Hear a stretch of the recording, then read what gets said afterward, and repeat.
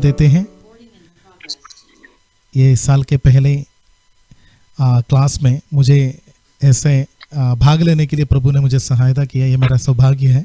प्रभु को हम धन्यवाद देते हैं। प्रभु को हम स्तुति करते हुए एक गीत गाएंगे। बजने के लिए सृजे गए हम, आते तेरे पास लाते हृदय हम।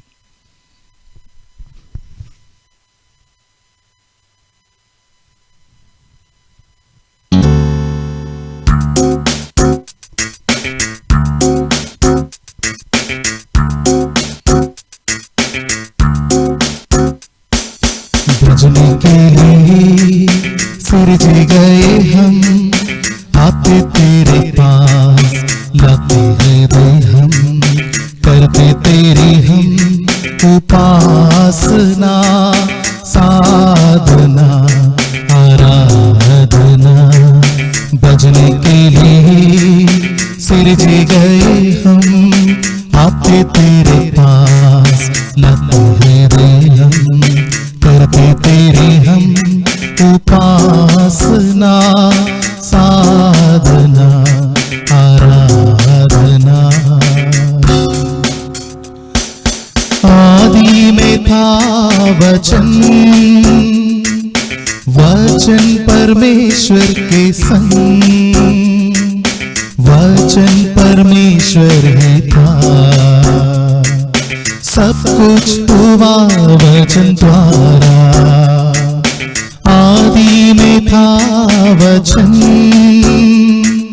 वचन परमेश्वर के संग, वचन परमेश्वर ही था। सब कुछ हुआ वचन द्वारा। महिमा समर्पण मेरा प्रभु यीशु, महिमा समर्पण मेरा प्रभु यीशु। बजने के लिए सृजे गए हम, आते तेरे पास लाते हृदय हम, करते तेरे हम उपासना साधना आराधना। आकाश और पृथ्वी बनाया, सारे जगत को रचाया, मुझको भी अपने स्वरूप में इंसान करके बनाया। आकाश पृथ्वी बनाया, सारे जगत को रचाया, मुझको भी अपने स्वरूप में इंसान करके बनाया। महिमा समर्पण मेरा प्रभु यीशु, महिमा समर्पण मेरा प्रभु यीशु।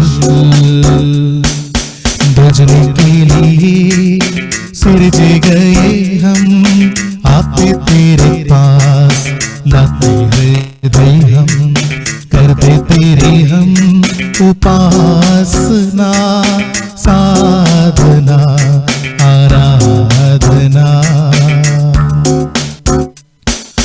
दुनिया बनाने के पहले चुना था मुझको दया से, करने तेरी बन सेवा। आत्मा सच्चाई आशा से, दुनिया बनाने से पहले चुना था मुझको दया से, करने तेरी बन सेवा। आत्मा सच्चाई आशा से, महिमा समर्पण मेरा प्रभु यीशु, महिमा समर्पण मेरा प्रभु यीशु। बजने के लिए गए हम आते तेरे पास, लाते हृदय हम करते तेरी हम उपासना, साधना आराधना करते तेरी हम उपासना, साधना आराधना। Praise lord. मनीष भैया को बहुत बहुत धन्यवाद सुंदर गीत गाने के लिए। हमारा जीवन का मकसद क्या है इस बात को बताने के लिए हम धन्यवाद देते हैं, गीतों के द्वारा हमें फिर से एक बार उस सच्चाई को बताने के लिए। अभी हमारे बीच में परमेश्वर के दास डेविड जोसेफ अंकल क्लास करेंगे और क्लास के बाद कुछ अनाउंसमेंट है। मैं चाहता हूँ कि जुड़े हुए सभी भाई बहन लोग उसको सुनना, वो अनाउंसमेंट और वर्ड ऑफ थैंक धन्यवाद का जो भी विषय हमारा बीच में काकनत के एल्डर सामुएल अब्राहम अंकल करेंगे वचन के सेवकाई के बाद। अभी परमेश्वर के दास डेविड जोसेफ अंकल को मैं आमंत्रित करता हूँ। एक बार फिर प्रभु यीशु मसीह के पवित्र और मधुर नाम से मैं प्रभु का धन्यवाद करता हूं कि ये मौका मेरे जीवन में और एक बार प्रभु ने जोड़ा है, जहां आप लोगों के साथ काकीनाड़ की कलीसिया और भी जितने लोग आज जुड़े हैं, सबके साथ मिलकर प्रभु के चरणों में आए और प्रभु के नाम का धन्यवाद करें। आज मेरा आपके साथ में 10वां हफ्ता है और आज इस बार की हमारे अध्ययन का ये अंतिम क्लास है। इसके लिए मैं प्रभु का धन्यवाद करता हूँ। काकीनाड़ के जो अगुवे हैं उनको प्रभु ने अगुवाई किया और इस प्रकार से हमारी संगति हुई। और मैं आपको बताना चाहता हूँ कि मैंने जो वचन आपके बीच में बांटा उससे मेरा पहले बहुत ज्यादा फायदा हुआ है। इसके लिए मैं प्रभु का धन्यवाद करता हूँ।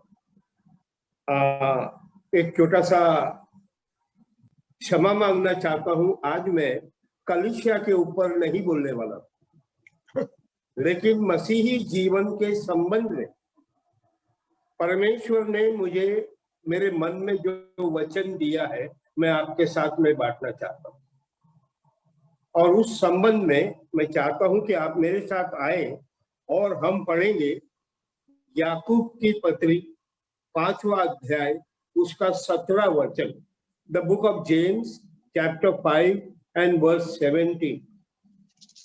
और यहाँ हम ऐसा पढ़ते हैं, एलिया भी तो हमारे समान दुख सुख भोगी मनुष्य था और उसने गिड़गिड़ा कर प्रार्थना की कि मैं ना बरसे और 3.5 वर्ष तक भूमि पर मैं नहीं बरसा। प्यारों, परमेश्वर का वचन बड़ा अद्भुत है और हमें बहुत कुछ सिखाता है।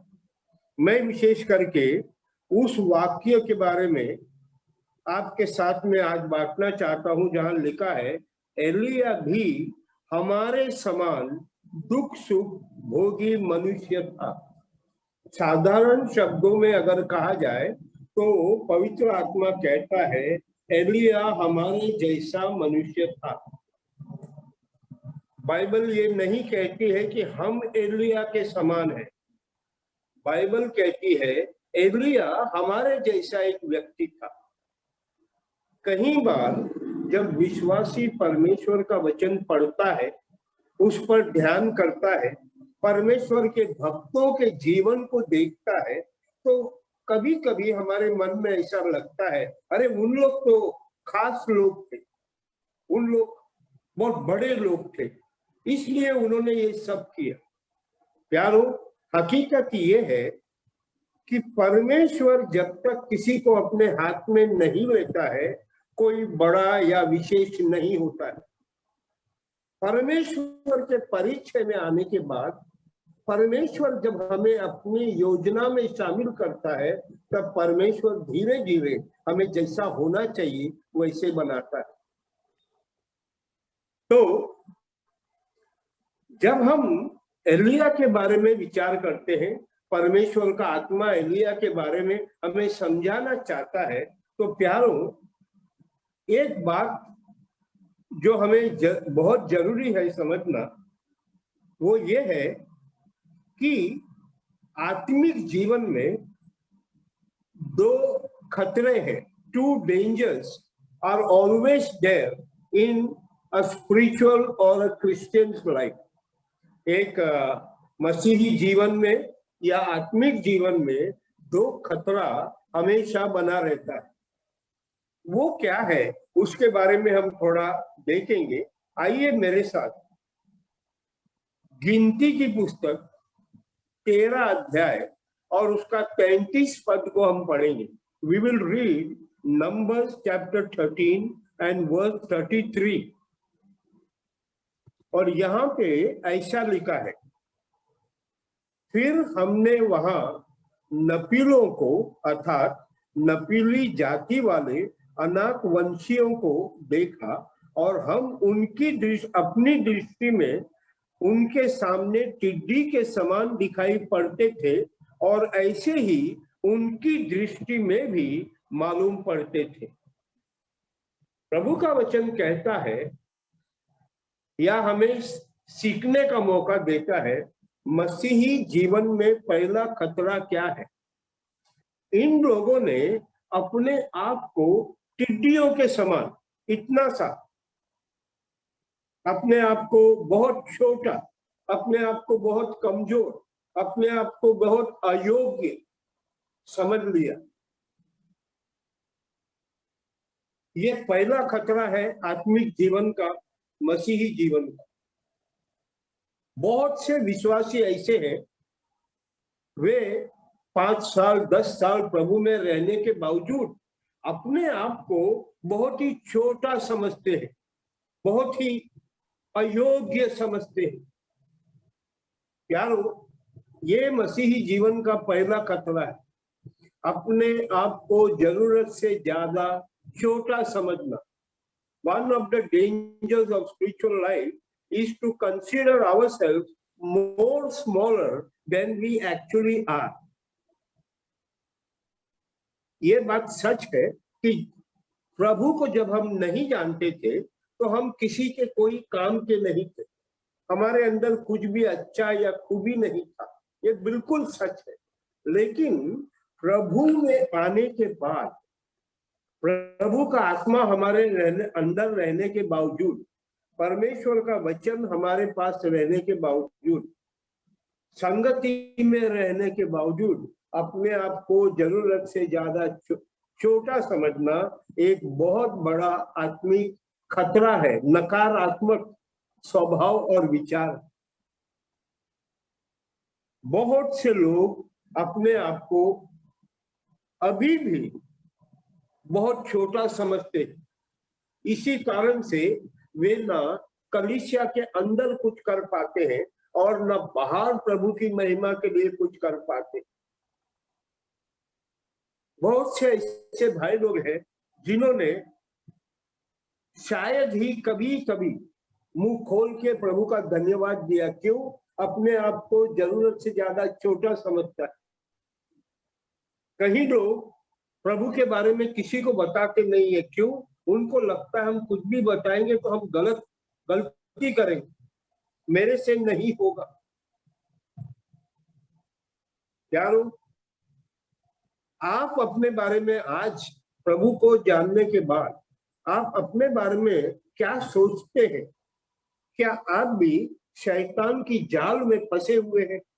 क्या शैतान ने आपको इस गलतफहमी में रखा है कि आपसे कोई फायदा नहीं है, आप कुछ मत करो, आप चुपचाप बैठो? ये मनुष्य का स्वभाव भी है. पाप में जीवन बिताने के कारण से ये मनुष्य का स्वभाव भी है अपने आप को जरूरत से ज्यादा छोटा समझ. मैं आपको 2 पद आपसे पढ़वाना चाहता हूं. एक है निर्गमन 4:10, एक्सोडस 4 and verse 10. निर्गमन 4:10 यहां लिखा है, मूसा ने यहोवा से कहा, हे मेरे प्रभु, मैं बोलने में निपुण नहीं, न तो पहले था और न जब से तूने अपने दास से बातें करने लगा है, मैं तो मुंह और जीभ का बद्धा हूं। मूसा परमेश्वर से कहता है, प्रभु मुझे मत भेज, मैं बोलना नहीं जानता हूं, मैं कर नहीं पाऊं। आज मैं ऐसे बहुत से विश्वासी और कुछ सेवकों को भी जानता हूं जो इसी विचार से अपने जीवन को बिता रहे हैं। और एक पद को देखिए, यिर्मयाह 1 अध्याय का 6 पद, the book of Jeremiah chapter 1 and verse 6। यहां लिखा है, तब मैंने कहा, हाय प्रभु यहोवा, देख मैं तो बोलना ही नहीं जानता, क्योंकि मैं लड़का ही हूं। दोनों ऐसे लोग जिनको परमेश्वर बहुत इस्तेमाल करना चाहता है, लेकिन उनका पहला रिस्पॉन्स, प्रतिक्रिया क्या था? मैं नहीं कर पाऊंगा। यारो, आज शाम के समय परमेश्वर का आत्मा ये सत्य हमको बता रहा है। ये आत्मिक जीवन का एक बहुत बड़ा खतरा है। प्रभु को जानने के बाद, प्रभु का आत्मा पाने के बाद अपने आप को छोटा समझना, बेकार समझना, अयोग्य समझना, प्रभु का वे पन्नी लिया हुआ था। सभी प्रियजन प्लीज अपना माइक को ऑफ कीजिए।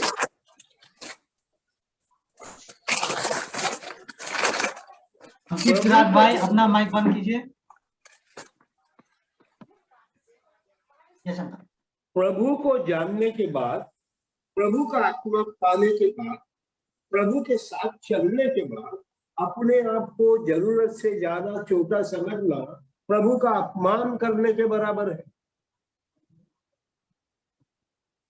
इसके में मेरे प्यारे भाई और बहन, प्रभु अगर आपको कुछ करने का अगुवाई करता है, कोई जरूरत है, प्रभु ने उस परिस्थिति में आपको डाला है, तो अपने आप को छोटा समझकर पीछे मत हटी। प्रभु के आज्ञा का उल्लंघन मत कीजिए। प्रभु को उल्टा कुछ समझाने का कोशिश मत कीजिए। प्रभु आपको जानता है और प्रभु आपकी क्षमता को जानता है, और प्रभु अपनी इच्छा अनुसार आपको अपनी महिमा के लिए इस्तेमाल करने के लिए आपको सामर्थ देगा, गुण देगा, वरदान देगा। The first danger or drawback in a spiritual life is to consider yourself smaller than you really are. आइए दूसरे खतरे को देखते हैं। आत्मिक जीवन में दूसरे खतरे को देखते हैं। इसके लिए हम पढ़ेंगे रोमियो की किताब 12 अध्याय उसका 3 पद। We will read the book of Romans chapter 12 and verse 3. यहां लिखा है, क्योंकि मैं उस अनुग्रह के कारण जो मुझे मिला है, तुम में से हर एक को एक से कहता हूं, जैसा समझना चाहिए उससे बढ़कर कभी भी अपने आप को न समझे, पर परमेश्वर ने हर एक को परिणाम के अनुसार बांट दिया है, वैसे ही सुबुद्धि के साथ अपने को समझे। दूसरा खतरा क्या है? अपने आप को जरूरत से ज्यादा बड़ा न समझना। The second danger is not to think of yourself highly than you ought to think. प्यारो, ये दोनों स्वभाव हमारे जीवन में बहुत बड़ा रुकावट बन के खड़ा हो सकता है। अगर मैं अपने आप को जरूरत से ज्यादा छोटा समझूंगा, मैं मसीही जीवन में आगे बढ़ नहीं पाऊंगा। अगर मैं अपने आप को जरूरत से ज्यादा बड़ा समझूंगा, तो मैं जहां पहुंचा हूं वहां से मैं पीछे खींचा जाऊंगा। शैतान यही चाहता है। This is exactly what Satan wants. एक, वो हमें प्रोग्रेस नहीं करना चाहता है, और दूसरा वो हमें पीछे खींचना चाहता है। ये दोनों में से कौन सा ज्यादा खतरनाक है, ये कहना मुश्किल है। अपने आप को जरूरत से ज्यादा छोटा समझना ज्यादा खतरनाक है, या अपने आप को जरूरत से बड़ा समझना ज्यादा खतरनाक है, ये कहना मुश्किल है। यारो, मनुष्य कब अपने आप को जरूरत से ज्यादा बड़ा समझने लगता है? when is the possibility when a person will think of himself more highly than he ought to think? देखो, जब हम नए होते हैं, कोई हमको जानता नहीं है, तब हमारे मन में घमंड बिल्कुल नहीं आता। लेकिन जब हम प्रभु के साथ चलते हैं, जब हम प्रभु का वचन प्रभु का वचन में प्रभु हमें उपयोग करता है, कलीसिया में हमें उपयोग करता है, लोग हमको जानने लगते हैं। हो सकता है कि आप बहुत अच्छा गीत गाते, हो सकता है आप बहुत अच्छा अनुवाद करते, हो सकता है आप बहुत अच्छा प्रचार करते हैं, हो सकता है आप ही के द्वारा कलीसिया में बहुत लोग जुड़ गए। प्यारो, उसी समय शैतान हमें गिराने के लिए, हमारी रफ्तार रोकने के लिए अनेक प्रकार के चाल चलता है। उसमें से एक चाल है विश्वासी के मन में घमंड भर देना। मैं आपको दुख के साथ कहता हूं, मैंने बहुत लोगों को घमंड में फंसकर अपनी सेवा के लिए अड़चन पैदा करते हुए मैंने अपने आंखों से देखा है। प्रभु जब किसी को बहुत इस्तेमाल करता है, शायद लोग बार बार आपको बुलाते, शायद अनुवाद करने के लिए आपको पहले से बोलते हैं, ब्रदर मंगलवार के दिन कहीं मत जाना, अपना मीटिंग है और आपको ट्रांसलेट करना है। अच्छी बात है, लेकिन अगर मैं उसको ध्यान न दूं तो ये धीरे धीरे जो तारीफ होता है वो मेरे जीवन में, मेरे हृदय में एक जहर के समान काम करता है और मुझे अहंकारी बनाता है, मुझे घमंडी बनाता है। घमंड होने से क्या खतरा है? एक खतरा ये है, जब मनुष्य किसी प्रकार की सेवा करता है और घमंडी होता है तो वो प्रभु से प्रार्थना करना बंद करता है। पहली बार गीत गाया, पहली बार वचन सुनाया, पहली बार अनुवाद किया, हम लोग कितना डर डर के हम प्रभु के चरणों के पास, प्रभु जी मेरी मदद करना, मुझसे गलती होने मत देना, प्रभु मुझे बुद्धि देना, मुझे ज्ञान देना। और हम बहुत नम्र होकर हम प्रभु की सेवा करते थे। लेकिन अभी 100 बार अनुवाद किया है, 100 बार गीत गाया है, कभी कभी हम प्रभु को देखे बगैर, हम प्रभु से प्रार्थना करे बगैर हम अनुवाद करने के लिए खड़े होंगे, हम गीत गाने के लिए खड़े होंगे। मैं आपको कहता हूं, अपने जीवन के अनुभव से, बिना प्रभु की मदद के हम में से कोई भी कुछ भी नहीं कर सकता है। हर बार हमको प्रभु की मदद की आवश्यकता है। मेरे प्यारों, आप जो कोई भी है, भाई है या बहन, अगुआ है या एक बिलीवर है, प्यारों, परमेश्वर का आत्मा आपको और मुझको समझा रहा है, सिखा रहा है, चिता रहा है। क्या चिता रहा है? ठीक है, मैं तुम्हें इस्तेमाल कर रहा हूं, मैं तुम्हें और भी इस्तेमाल करना चाहता हूं, लेकिन मेरे बेटे, मेरी बेटी, मेरा हाथ पकड़े बगैर कुछ करने की कोशिश मत करना। Never try to do anything without the help, without the guidance, without the power which comes from the Lord Jesus Christ.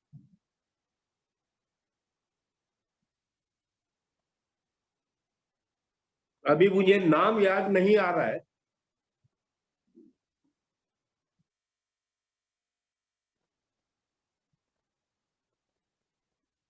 अभी मुझे नाम याद नहीं आ रहा है, लेकिन जो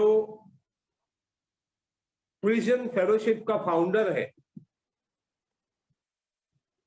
उसने एक किताब लिखा, उस किताब में एक अपना गवाही लिखा।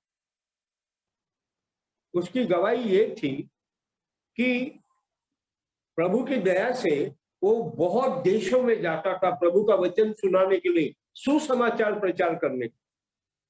एक बार वो एक ऐसे देश में गया जहां पे सरकार की ओर से सुसमाचार सुनाना बिल्कुल मना था, लेकिन एक बोझ होने के कारण बहुत लोग प्रार्थना कर रहे थे और किसी तरह एक मीटिंग का आयोजन किया गया, एक अंडरग्राउंड मीटिंग, एक सभा जिसके बारे में कोई नहीं जानता है। और ये भाई और उसका 7-8 मेंबर्स उनके साथ में गए और इन लोग वहां जाकर वो मीटिंग होने लगा। मीटिंग में ये भाई प्रचार कर रहा है, सुसमाचार सुना रहा है, लेकिन आधा घंटे के बाद ये भाई को थोड़ा डिस्करेजमेंट हो गया, निराश हो गया। क्यों निराश हुआ?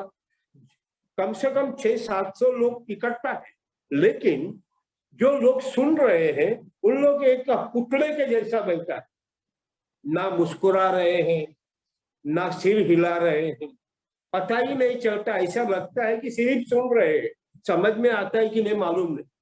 तो ये भाई बेचारा निराश हो गया। इसने सोचा इन लोगों को कुछ समझ में नहीं आ रहा है, मैं काम करूंगा और एक 10 मिनट में अपना संदेश खत्म करूंगा और मैं वहां बैठ जाऊंगा। हमने इतना खतरा लिया, हम इतना दूर आए, ऐसा लगता है सब बेकार हो। तो उन्होंने 10-12 मिनट में प्रभु यीशु मसीह के बारे में कहकर उन्होंने एक छोटा सा इनविटेशन देकर अपना संदेश समाप्त किया और वो घूमकर अपनी कुर्सी पे जाके बैठने वाला था। जैसा वो घूम गया तो अचानक एक आवाज आया। वो आवाज क्या है? ये ऐसा आवाज है, ऐसा आवाज, कोई ताली मार रहा है। तो वो रुक कर घूम के देखने लगा तो एक बूढ़ा आदमी खड़ा रहकर ताली मार रहा था। देखते देखते 2 मिनट के अंदर सभी लोग खड़ा हो गए, सभी लोग खड़ा होके जोर जोर से उन लोग ताली मार रहा है। ये भाई जो बिल्कुल निराश हुआ था 1 मिनट में बहुत आनंदित हो गया, बहुत खुश हो गया और वो आनंद से भर गया। तब उसका एक टीम का मेंबर जो उम्र में उससे बड़ा था वो पीछे से आया, उसके कंधे पर हाथ लगाया और उसको कहा, चार्ल्स, शैतान तेरे सिर पर बैठा हुआ है। ये भाई लिखता है वो एक वाक्य ने जैसे कि मेरे हाथ में एक बलून है, गुब्बारा है, वो गुब्बारा में जैसा पिन मारता है वैसे ऐसा लगा कि मेरा पूरा घमंड निकल गया। बाद में परमेश्वर ने मेरी आंखों को खोला और मैंने एक बात को समझा कि ये जो ताली मार रहे हैं ये मेरे लिए नहीं मार रहे हैं, ये मेरे प्रचार की सुंदरता के लिए ताली नहीं मार रहे। इन्होंने पहली बार यीशु मसीह के प्रेम को, इन्होंने पहली बार यीशु मसीह के कष्ट को, इन्होंने पहली बार यीशु मसीह के मृत्यु का जो संदेश सुना है, इस कारण वे लोग खड़े देके ताली मार रहे हैं। वो कहता है एक उनको देखते देखते मेरे आंखों में पानी आ गया और मैं भी उनके साथ ताली मारने लगा, क्योंकि तारीफ का जो केंद्र बिंदु है वो प्रभु यीशु मसीह। मेरे प्यारों, कितना भी प्रभु आपको इस्तेमाल करे, कितना भी लोगों का उद्धार हो जाए, गलती मत करना, खुद को बड़ा नहीं समझना। आप और मैं केवल एक दास है, केवल परमेश्वर का अनुग्रह है। इसके लिए परमेश्वर का आत्मा 2 बातों को कहता है। अपने आप को जरूरत से ज्यादा छोटा मत समझना। अगर आज हमारे बीच में कोई बैठा है जो ऐसा सोचता है कि मैं किसी के काम में नहीं आऊंगा, मेरे से कुछ नहीं होगा। जब मैंने सेवा आरंभ किया तो एक बुजुर्ग भाई ने मुझे एक बात बताई, कुछ बात निकली तो उन्होंने मुझे कहा, ब्रदर डेविड एक बात को याद रखना, brother David please remember one thing, परमेश्वर को आपका योग्यता नहीं चाहिए, आपका तैयारी चाहिए। God does not want your ability, He wants your availability. प्यारो, आप कौन है, क्या कर सकते हैं, इसके लिए प्रभु ने आपको नहीं बुलाया। आप अगर तैयार है तो प्रभु आपके अंदर क्या कर सकता है, ये बड़ी बात। तो आज शाम के समय मैं आशा करता हूं कि इन दोनों बातों को आपने खुद को उसमें डाल के देखा है। अगर आप जरूरत से ज्यादा छोटे समझते हैं, आज प्रभु में अपने आप में हिम्मत पाई। प्रभु जी आप मेरे साथ है तो मैं सब कुछ कर सकता हूं। अगर प्रभु आपको इस्तेमाल कर रहा है, आपके द्वारा बहुत सी सेवा ले रहा है, कृपया करके मैं हाथ जोड़ के आपसे विनती करता हूं, अपने आप को जरूरत से ज्यादा बड़ा मत समझना। प्रभु का हाथ छोड़ के कुछ करने का कोशिश मत करना, नहीं तो आपको बहुत कष्ट होगा, लज्जा होगी, आप कुछ नहीं कर पाए। तो प्रभु का धन्यवाद हो। हमने जहां शुरू किया वो पद क्या था? एलिया हमारे समान एक मनुष्य था। तो आइए एक 5-10 मिनट एलिया के ऊपर थोड़ा सा हम विचार करते हैं। हम आएंगे पहला राजा उसका 18 अध्याय और उसका हम 21 पद को पढ़ेंगे। First Kings chapter 18 and verse 20 says some things about Elijah, the man of God. एलिया के बारे में यहाँ पे ऐसा लिखा है, उसके 19 अध्याय 18 अध्याय का मैं आपके लिए पढ़ रहा हूं। उसका 19 पद, 19 और 20 मैं जल्दी से आपके लिए पढ़ रहा हूं। तब वो वहां से चल दिया और शापात का पुत्र एलीशा उसे मिला।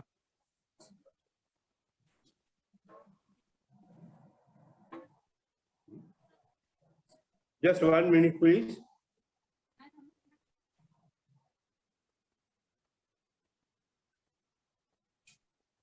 अठारह का 20 में हम देखते हैं कि वहां पे 18 का 20, तब आहाब ने सारे इजरायलियों को बुला भेजा और नबियों को कर्मेल पर्वत पर इकट्ठा किया। तो यहां हम क्या देखते हैं? एलिया पर्वत के ऊपर है। Where is Elijah? He is on the mount. ये आत्मिक जीवन की ऊंचाई को दर्शाता है। हर मसीही जीवन में ऐसा अनुभव भी आता है।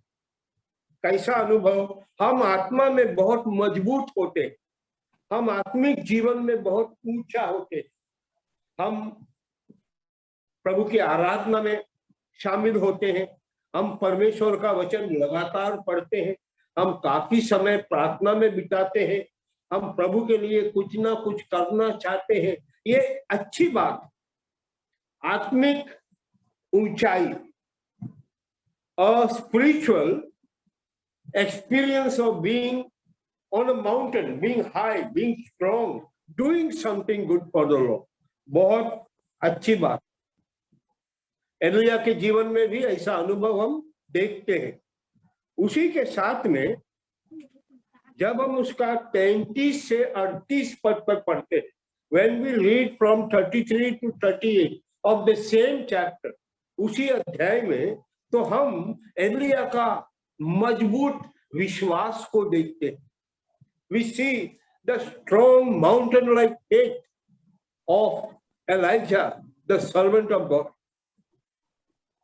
आज हमारे पास समय नहीं है कि हम उसके डिटेल में जाएं। We don't have time to go in the details. हाँ, मनु का नंबर लगी।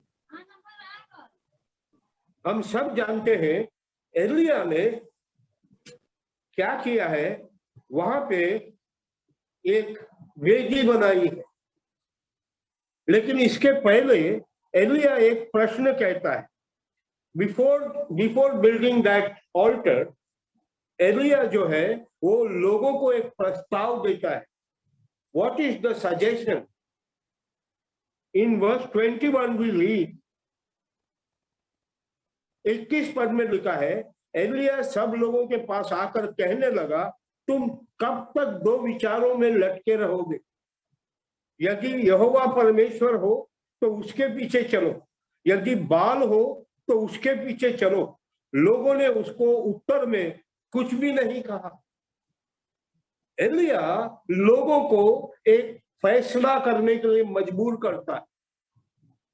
एलिया कहता है 2 नाव पे पार मत डालो, तुम डूब जाओगे। हर अगुवा, हर स्पिरिचुअल लीडर का ये जिम्मेवारी है। क्या करना?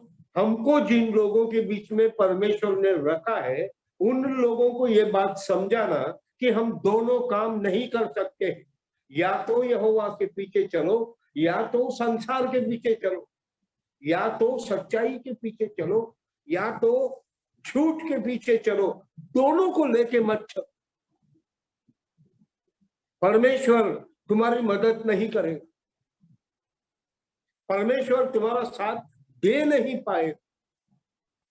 दैट इज व्हाट, यही एलिया जो है वहां के उस समय इस्राएलियों को बता रहा था, कब तक तुम दो के बीच में लटके रहो।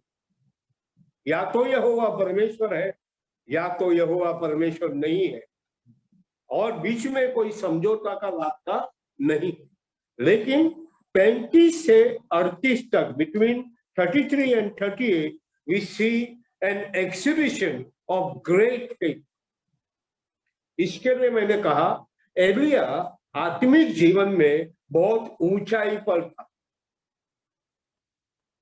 हम सब विश्वास करते हैं, लेकिन एलिया के समान विश्वास करना बहुत कठिन बात।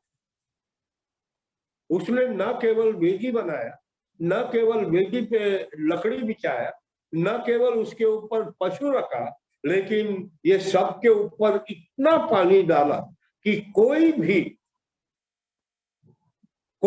इल्जाम नहीं लगा सकता है कि तुमने आग लगाया था और बाद में बलि चढ़ाए। बिल्कुल नहीं। मेरे प्यारों, क्या आपका जीवन अभी मसीह में ऊंचाई पे चल रहा है? क्या आप लोगों के लिए एक प्रेरणा बन के जी रहे हैं?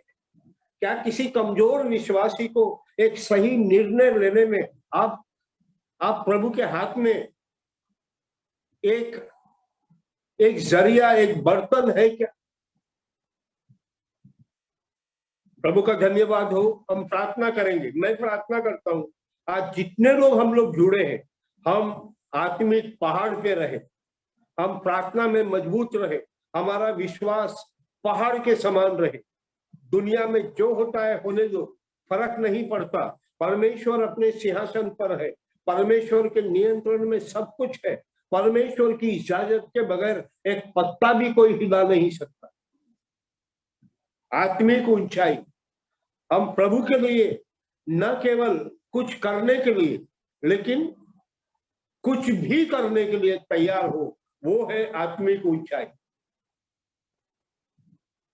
प्रभु का धन्यवाद हो। एलिया हमारे समान व्यक्ति था। एलिया आत्मा में बहुत ऊपर, बहुत ऊंचा, बहुत मजबूत था।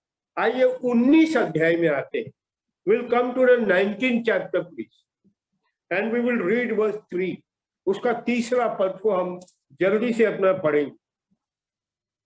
पहला राजा 19 अध्याय 3 पद में लिखा है, यह देख एलिया अपना प्राण लेकर भागा और यहूदा के बेरशेबा को पहुंचकर अपने सेवक को वहीं छोड़ दिया और फिर आगे चला गया। प्यारो, 18 अध्याय में जो एलिया है, 19 अध्याय में वही एलिया है क्या, या उसका कोई जुड़वा भाई है? 18 अध्याय में एलिया लगभग 900 लोगों का सामना अकेला करता है। 19 अध्याय में एक औरत एलिया को धमकी देती, लेकिन वो बहुत दुष्ट औरत थी, वो रानी थी, वो कुछ भी कर सकती थी, इस बात को भूलना नहीं। लेकिन एलिया, जब बाइबल कहती है एलिया हमारे जैसा था, उसका मतलब है एलिया कभी मजबूत था और एलिया कभी कभी बहुत कमजोर भी था। आप और मैं ऐसे ही हैं। प्रभु का धन्यवाद हो। कहीं बार हम आत्मिक जीवन में बहुत ऊंचा खड़े रहते हैं, लेकिन ये भी सच है कि कहीं बार हम आत्मिक जीवन में हार का सामना करते हैं। हम कमजोर हो जाते हैं, हमारा विश्वास डगमगाता है, हम किसी को कुछ बोल नहीं पाते। प्यारो, फिलहाल अभी इन दिनों में आप और मैं कहाँ हैं? हम ऊंचे पर हैं क्या, या हम बिल्कुल तराई में घुस के चुपचाप बैठे हैं? हम कमजोर हैं क्या? हम शैतान के हमले के शिकार बन के जी रहे हैं? हम कलीसिया में हैं, प्रभु का धन्यवाद। कलीसिया में होने के कारण हमें और सावधान होना चाहिए। हम देखते हैं यहाँ पे क्या हो गया है, एलिया बहुत कमजोर नजर आ रहा है, एलिया भाग रहा है। एलिया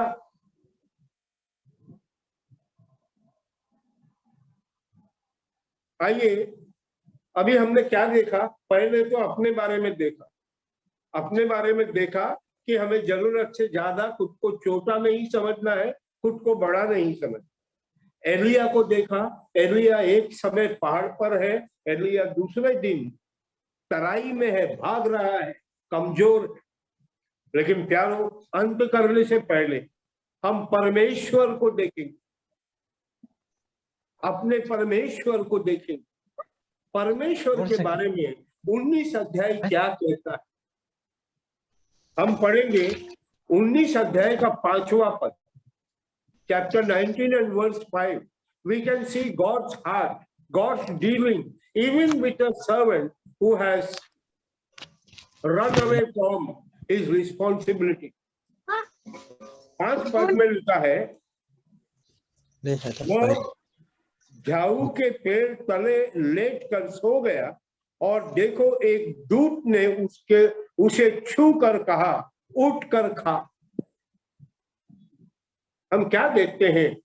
एलिया थक गया है, एलिया थकान से सो गया है, एलिया कमजोर है, एलिया परमेश्वर ने जहां चाहे वहां खड़ा नहीं रहा है।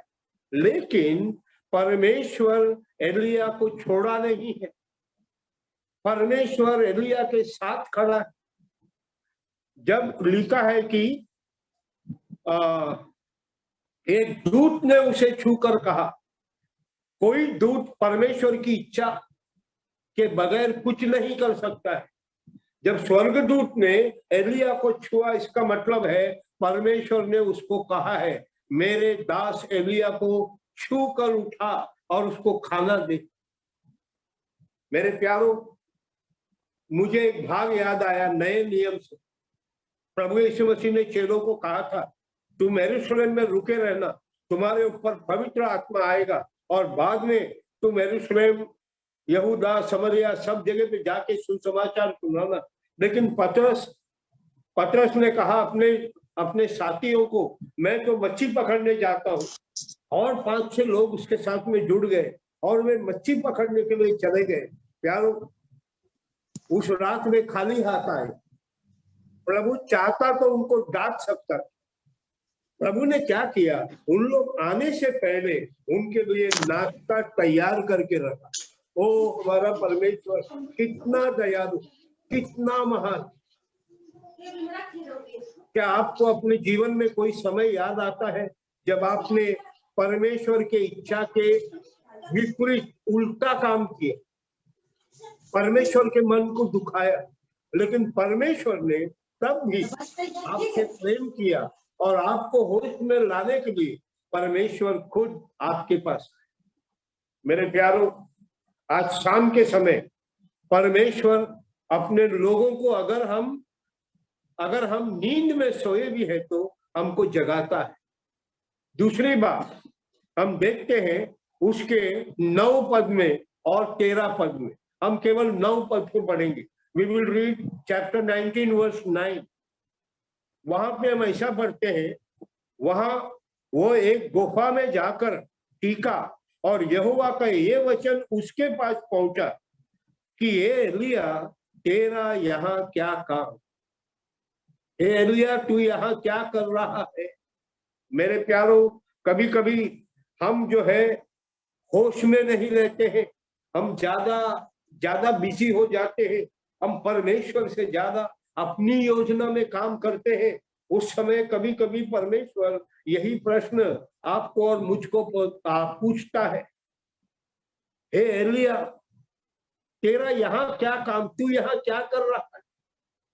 हे डेविड, तू यहाँ क्या कर रहा है? हे जॉय, तू यहाँ क्या कर रहा है? मेरे प्यारों, मुझे पता नहीं अगर आपके जीवन में कभी भी परमेश्वर को आपको ये प्रश्न पूछने पड़ा या नहीं पड़ा। अगर ये प्रश्न आया, आपने जवाब क्या दिया, मैं नहीं जानता हूं।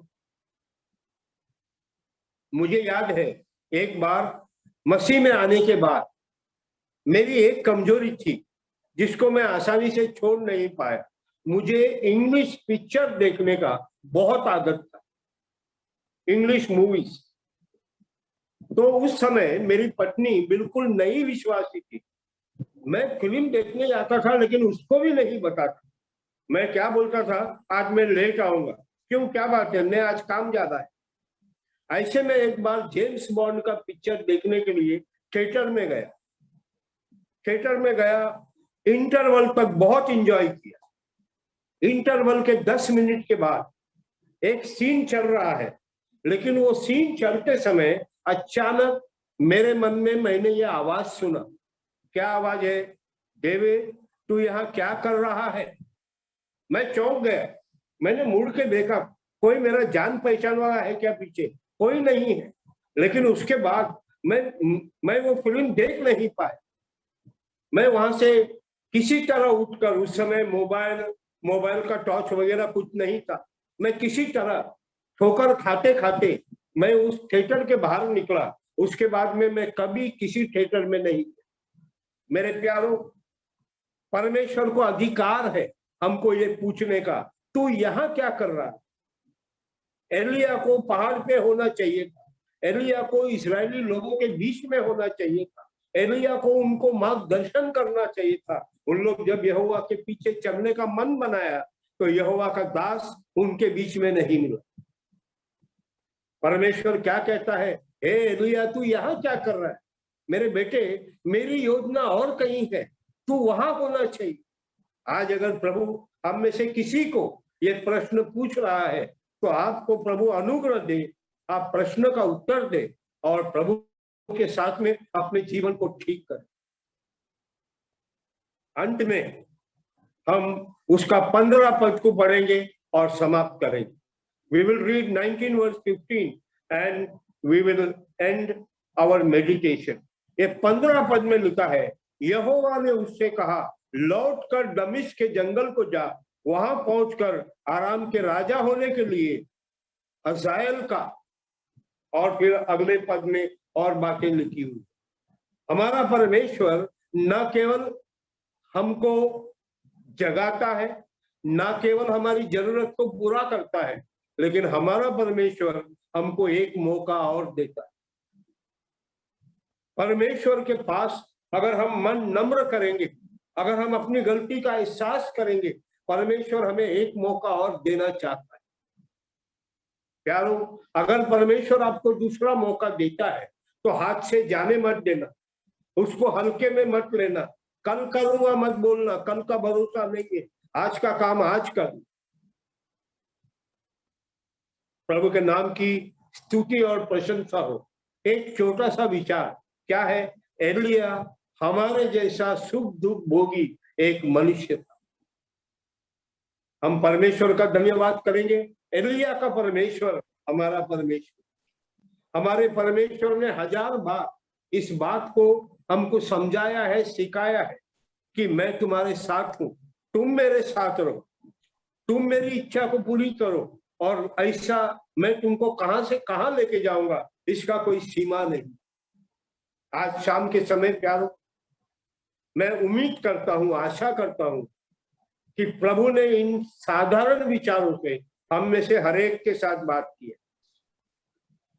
आज के बाद अपने आप को जरूरत से ज्यादा छोटा कभी नहीं समझना और अपने आप को जरूरत से बड़ा समझने का गलती कभी मत करना। जब तक आप प्रभु के हाथ में है, आप खास है, विशेष है, लेकिन जिस दिन आपने प्रभु के हाथ को छोड़ दिया, आप शून्य है, आपसे कुछ नहीं हो। प्रभु हमारी सहायता करे कि हम आत्मिक जीवन में ऊंचे पर रहे। अगर नीचे वाला अगर प्रलोभन, टेम्पटेशन शैतान हमारे जीवन में लाएगा भी, तो हम इस बात को याद रखें, एक समय था हम बड़ी रफ्तार से नीचे जा रहे थे, नरक को जा रहे थे। प्रभु ने आके हमको बचाया, प्रभु ने आके हमको उठाया, फिर नरक में जाने के लिए नहीं, स्वर्ग में जाने। अंत में हम केवल इतना ध्यान रखें कि प्रभु जो हमारे साथ है, हम भी उसके साथ रहे और प्रभु के नाम की महिमा। एक मैं काकीनाड कलीसिया के सभी अगुवों को दिल से धन्यवाद करता हूं। आप लोगों के साथ जुड़ने का सौभाग्य, आप लोगों के साथ वचन बांटने का जो आशीष मुझे मिला और जिसके द्वारा मेरा बहुत फायदा हुआ, मैं इसके लिए प्रभु का धन्यवाद करता हूं। आपसे यही विनती है, कृपा करके हमें, मेरे परिवार को प्रार्थना में याद रखना। और मैं वादा करता हूं कि काकीनाड कलीसिया के लिए हम भी प्रार्थना करेंगे। अगर बुधवार की शाम को अगर मैं फ्री हूं तो मैं आपके साथ फिर जुड़ूंगा, ताकि मैं आप लोगों को देख सकूं और इस संगति का आनंद उठा सकूं। बहुत धन्यवाद। प्रभु के नाम की स्तुति हो। Good night.